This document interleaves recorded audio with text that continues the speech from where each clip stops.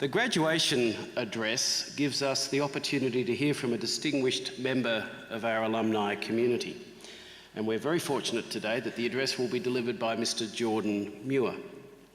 Mr. Muir is the co-founder of Aussie Farmers Direct.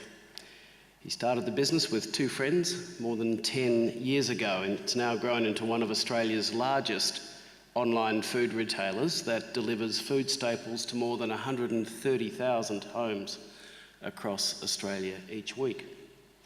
One of Mr. Muir's key roles at Aussie Farmers Direct is to oversee the digital side of the business. He is dedicated to customer service and is constantly looking for information technology solutions to make customers' lives easier by taking the promises of technology and actually applying them to everyday situations. Along with his success at Aussie Farmers Direct, Mr. Muir also founded an app company during the early stages of the app ecosystem, later selling this business to a New Zealand-based publicly listed company.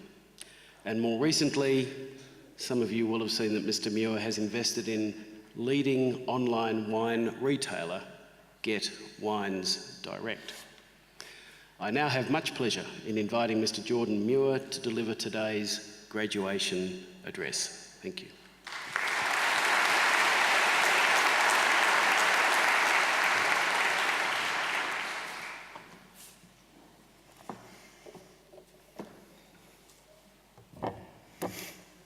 Chancellor of Monash University, Mr. Sion Keen, Vice President, Deputy Vice Chancellor, Mr. Ken Sloan, Deputy Dean International of the Faculty of Business and Economics Professor Michaela Rankin, esteemed members of the Monash University faculty, distinguished visitors, members of the council, family and friends, and most importantly today, you graduates.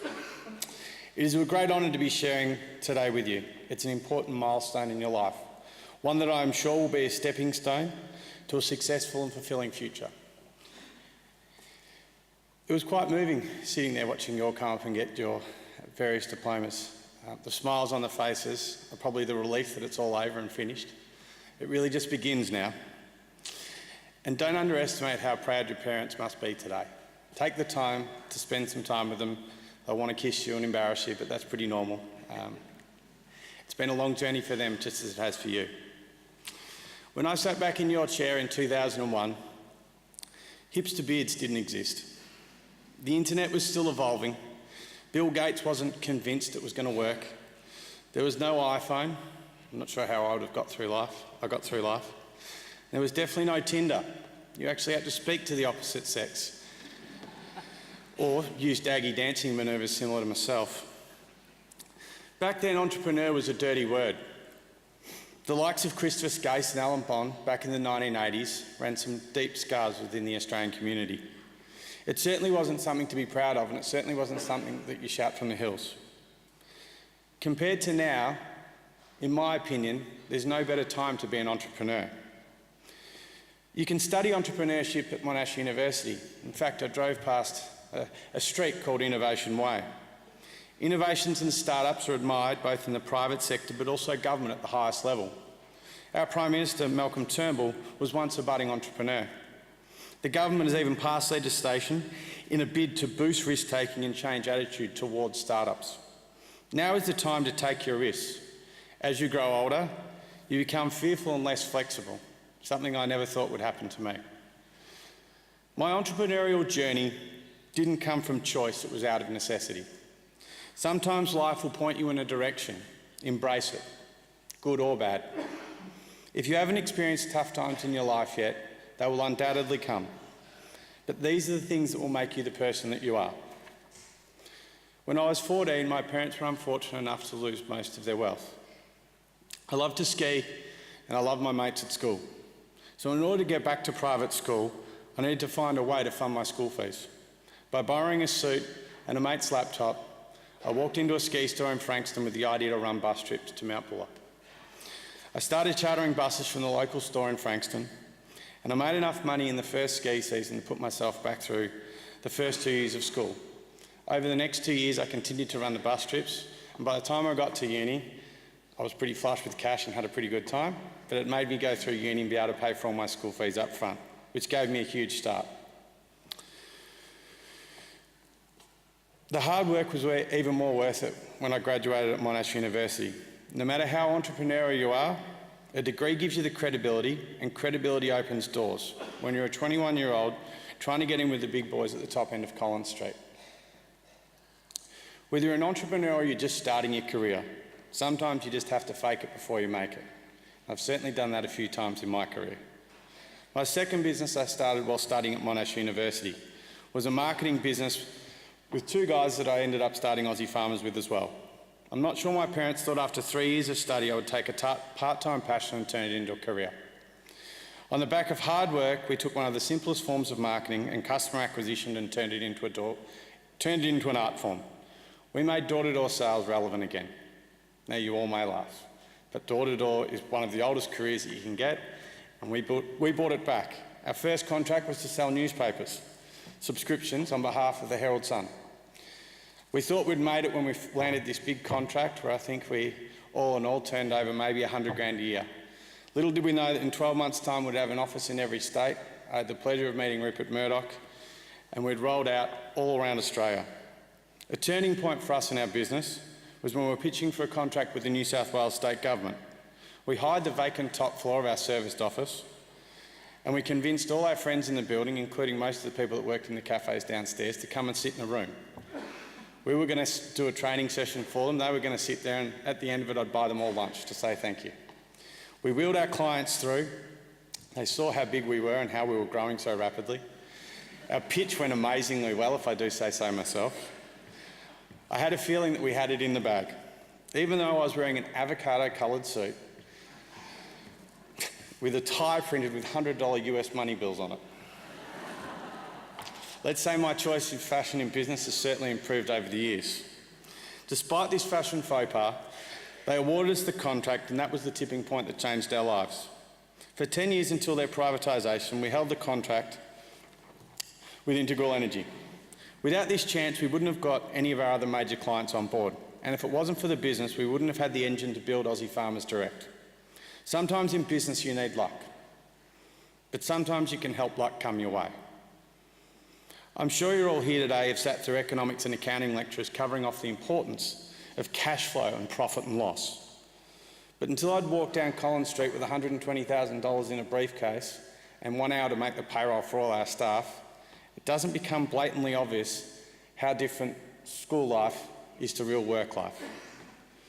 Our client hadn't paid for 93 days. We'd exhausted all our credit cards. Our team had stuck by us, but we were at the last breath. I'd never gripped a briefcase so tightly in my life.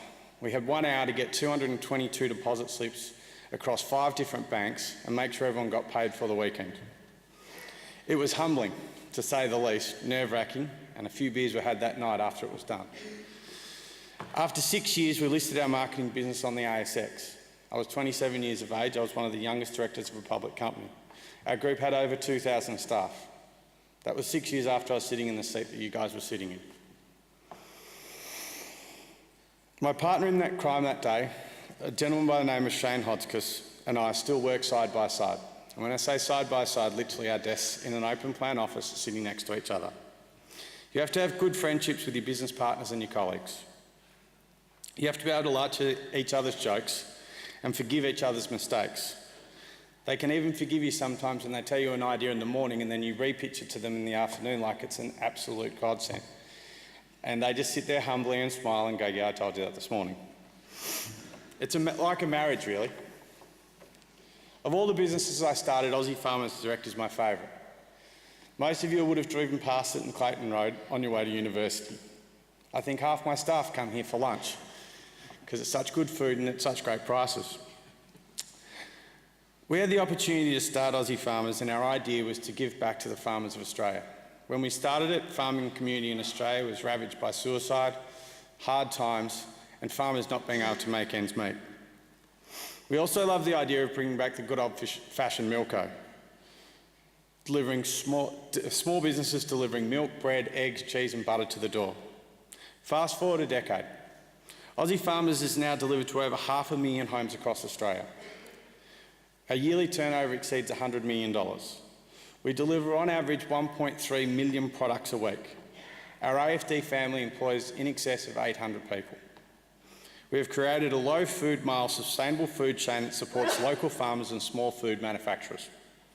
Our offering is based on clean and healthy foods, and we cater for all food tribes from paleo to vegan and everything in between. My proudest moment in this business was when we revived a disused dairy in Camperdown, employing 40 locals in a town that had been ravaged by unemployment, and helping farmers by buying over the farm gate price for milk. I was a big fan of Kieran Perkins when I grew up. Probably a bit young to remember Kieran Perkins, but he was an dual Olympic gold medalist. But I think his coolest thing was he had his name on his milk.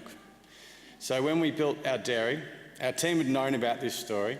The first bottle to roll, or the first run to roll off the line, had my signature emblazoned on it. I'd told my mum this when I was a 16-year-old kid, so she still to this day proudly holds that bottle of milk. It was pretty humbling that day, and I'm still yet to, I think, buy a beer in the pub. The publican in that town is just so thankful, and so are so many of the people. It's a great experience to go back every now and then. I'm often asked how 3 blokes in their 20s with a single van turned into the largest cold chain distribution business. It took risks. It took us to back our judgment and find great talent that had passion, and I can see that in this room. Our tipping point was having the balls to put a CEO and a CFO on. Sometimes you can't do it all, and to help us run the business, but we had to pay them more than we'd ever earned before in our lives, and that was really scary. It's important in business to understand what you're good at and then surround people that can complement your skill sets. Learn from those around you. It allowed us to see the wood from the trees and allowed us to focus on what we were good at, innovating and growing our business. It all sounds rosy upon reflection, and we had some really amazing times. Some of those stories are much better suited for a later time slot. However, my business success hasn't come without sacrifices. When we first started, and pretty much up until the time we floated our company, we were living on $300 a week. Unlike a lot of my friends, I never got to travel or live overseas in my 20s, but I was able to buy a house when I turned 26 years of age. There is no right or wrong for what you are to do next. Many successful people have travelled the world after completing their studies. Many have gone straight into the workforce. In your heart, you will know what is right for you next. And I'm sure if you don't, life will point you in that right direction as it did me. Over the years, I've learned a few lessons. Some of the most valuable ones I thought I would share with you today. It's better to take a small piece of a bigger pie, so don't be greedy. Don't be intimidated to surround yourself with people that are smarter than you. It's the smartest thing that you'll do. It's been one of the key reasons I've been successful. Never be afraid to speak your mind and back your judgment. People respect those with conviction. I'm still making mistakes today. If I'm not making mistakes, I'm not taking enough risks, and I'm not learning. So make sure you value the tough times as well as the good. Throughout your career, you'll have moments of failure and moments of success. When I was 17, my careers counsellor told me that I would never amount to anything, and as a youngster doing whatever I could to pay for my school fees, it was very tough to hear. Less than 10 years later, I made the BRW list. I sent him a signed copy in the post. No matter what people tell you, don't be afraid to fail. You will have naysayers that will tell you you're not good enough. Maybe they're jealous. Maybe they think you aren't jealous of them. Maybe they've just had a bad day. But never stop believing in yourself. Overall, I wouldn't be standing here without the support of my family and my friends, but most importantly, my stunning wife and mother of our beautiful daughter. Today's IT nerd is yesterday's college quarterback. I'm batting well above my average. There is an old saying that behind every great man is a great woman. I don't necessarily think that's true. Alongside any person that achieves anything is an equally important partner, and my wife is every part of that. There's always a team of people behind the word entrepreneur who have been with you through the good times and the bad. So when you set out on your journey after today, don't get carried away with it all being just about business. I did make that mistake. Remember, it's the people in your life who matter most. Work hard, but work smart. Nothing is handed to you and nothing is easy. You're not owed anything. No job is too small, no task is beneath you. To get ahead, do the things that others won't do. Do it with a smile and do it with conviction. Most importantly, do it better. Monash University is giving you the foundations to be great. Now it's time for you to create the greatness. Thank you.